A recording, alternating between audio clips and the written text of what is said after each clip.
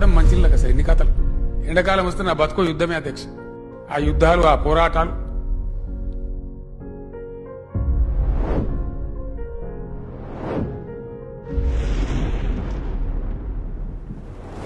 ఈ రోజు ఒక సిద్దిపేట కాదు, రాష్ట్రంలో ఏ మూలలో కూడా మారుమూల గోండు గూడెంలో, ఆదివాసీ గూడెంలో, లంబాడి తండాలో కూడా ఆ సమస్యకు భరతవాక్యం పరికినాం.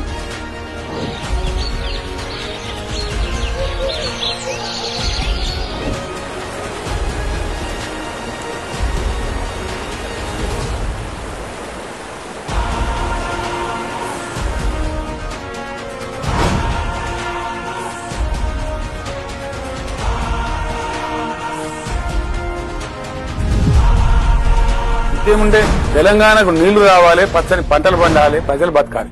మా జిద్దు అది. మేము చిల్లర రాజకీయాలు చేయాలి.